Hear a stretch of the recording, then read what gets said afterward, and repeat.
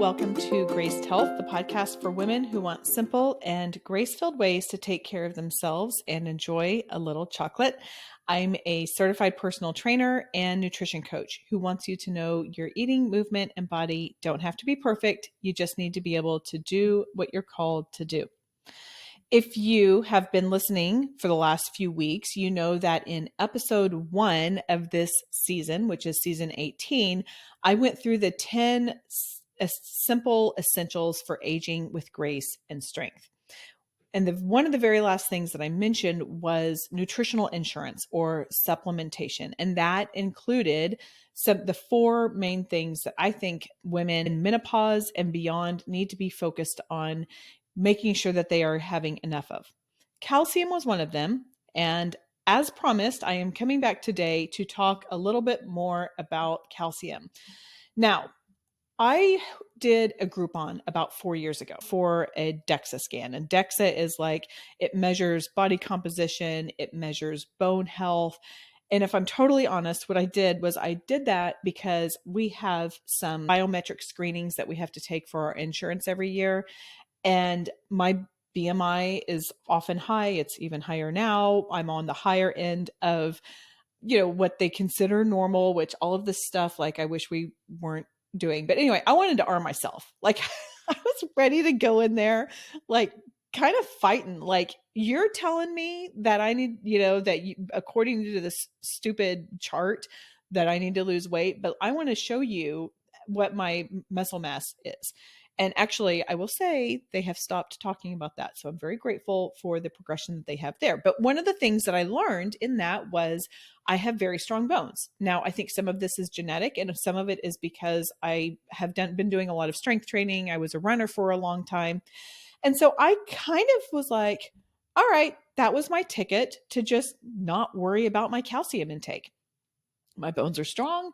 I'm continuing to do strength training, and I don't have to worry about my calcium.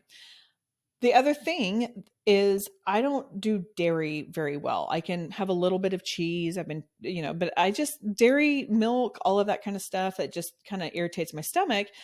So I just haven't been having hardly any calcium at all. So I was 45 at the time when I did this DEXA scan. I'm now nearing 49. And since then, I have entered perimenopause.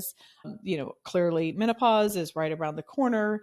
And because I'm a continual learner, I have been educating myself on the physiological effects that menopause creates. So I want to talk some about calcium as it relates to menopause and beyond, and why this is something that I do believe is a simple essential for aging with grace and strength. Now, I know I have some younger women who listen to this. I want you to hear it as well, because this is your time. Actually, you can even, if you're not interested, you can cut out after I say this. It is vitally important for you to build your bones as much as you can before you are 26 or 27. That's what's called peak bone mass. So just like we got our molars in the back of our mouth when we were like around 6, and then that's what you have. Those are the molars that you have. Your bones are the same way. So you want to spend the time to really strengthen those up as much as possible through that mid-20 area. And one of those is by having enough calcium, which is why my pediatrician always wanted to make sure that my kids were drinking calcium when they would go in. And she didn't care if it was chocolate milk. And I'm just going to say, I don't care if it's chocolate milk either, but get your calcium in one way or the other. So let's break this down a little bit. What is calcium? So calcium is an essential mineral and that just really does play a crucial role in maintaining the health of our bones, our teeth, our muscles, our nerves, and so much more. I mean, probably you're like, yeah, that's fine. So we'll go ahead and go on there. Where do you find calcium? Dairy products, milk, cheese, yogurts, all of that kind of stuff. Leafy greens like kale, spinach, and collard greens.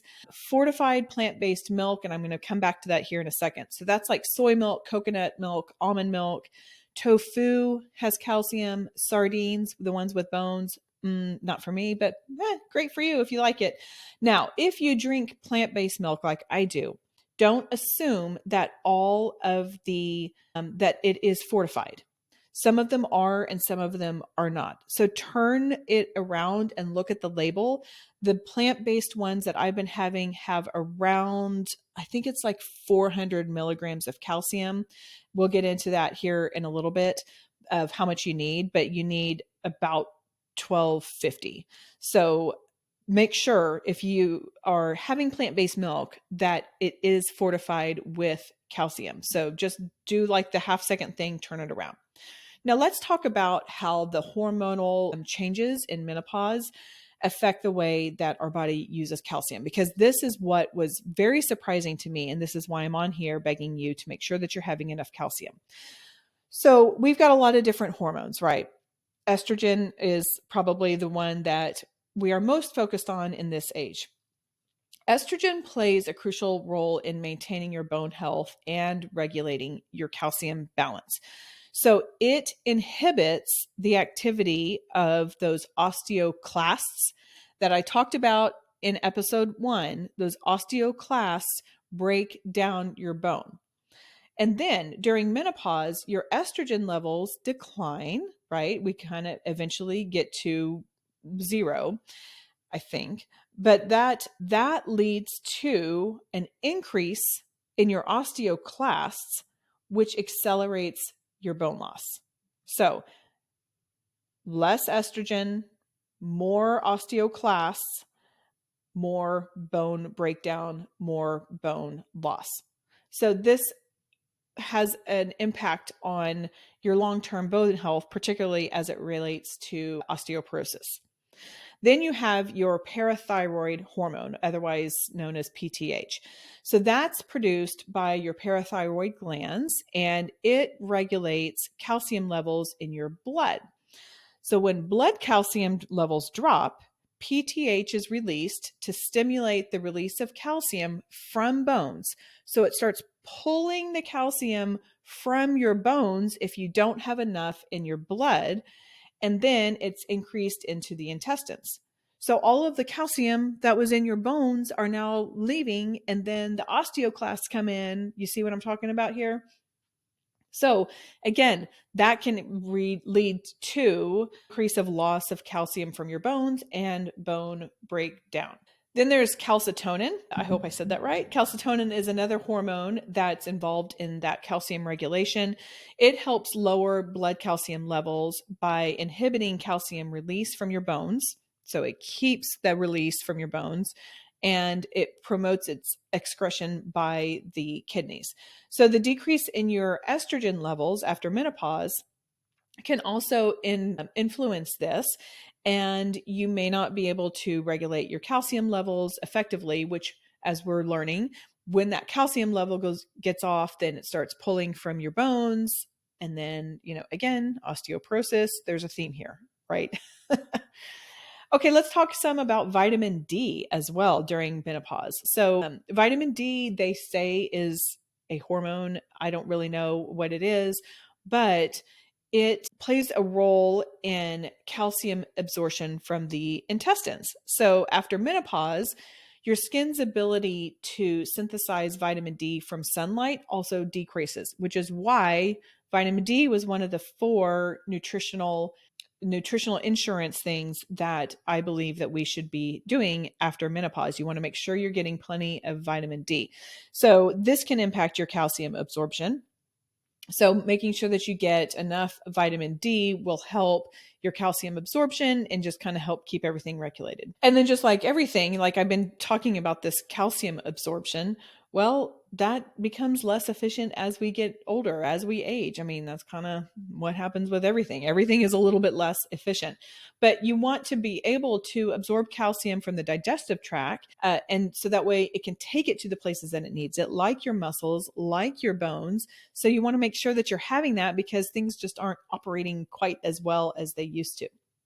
The other thing that calcium is essential for is proper muscle function, including your heart. Remember, your heart is a muscle. So you want to make sure that you are having enough calcium to prevent your muscle cramps, spasms, having cardiovascular health. Now, one thing I actually figured out recently, if you've been with me a while, you've heard me talk about my muscle twitching. I was taking plenty of magnesium and I was still getting this muscle twitching. And so I start digging around and I realized that I wasn't having enough calcium and my muscles were probably twitching because they also needed calcium. So once I started being intentional about getting enough calcium in my diet, the muscle twitches were significantly reduced. So that was great news. And I definitely recommend that. Now, how do you get enough calcium? Okay, so how much do you need? The US RDA for women over 50 is 1,200 milligrams of calcium a day. This is also the same for women up to age 27, because again, we're in that bone building phase. And then it goes down to 1,000 milligrams just in the space between that.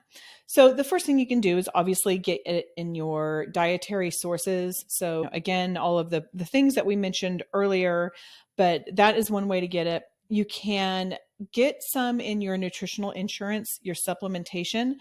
I would say have a healthcare professional guide you in that. I'm going to put a pin in this and come back to it here in just a second. Make sure you're getting enough vitamin D, because that will help with your calcium absorption and bone health. So you can be having having your yogurt and your milk and taking your supplements, but if you're not getting enough vitamin D, then your body's not going to be able to use that as much as you would like to. This isn't totally calcium related, but if you're talking about overall bone health, strength training, higher impact stuff, very important to help promote that bone health, to help prevent too much breakdown of your bones. And then also, stick with your doctor, keep going to them, have regular checkups with your provider so they can talk about your bone health and your calcium levels and all of that kind of stuff. This is somewhat of a personalized thing, but also there's some generalities in there too, because we've had the research.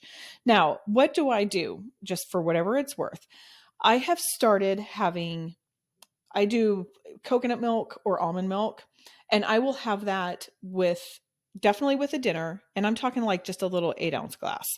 I will do one of those with my dinner, and then also with sometimes with my lunch. And then when I make oatmeal in the morning, I will add that in.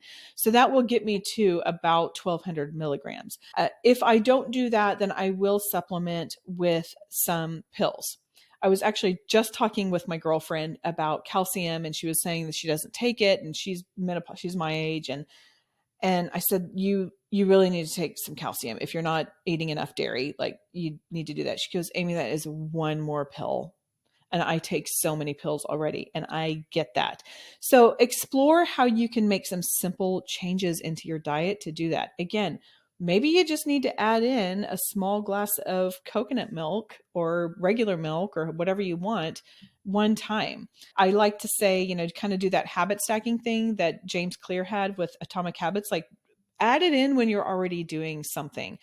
So I'll do that. That's kind of the balance that I have found, is I have it in my diet some, and then of course I do have the leafy greens and all of that kind of stuff, but I don't really know how much is in all of that, and my diet changes every time. So that's just how I ensure getting enough calcium. So there is our essentials, our calcium, and I would like to know if this was helpful. Head over to the Graced Health community group and let me know. And then also, like, how are you getting your calcium? What works for you? Do you have a brand that you like? I do think that it's helpful having those third-party tested, like I talked about in episode 1.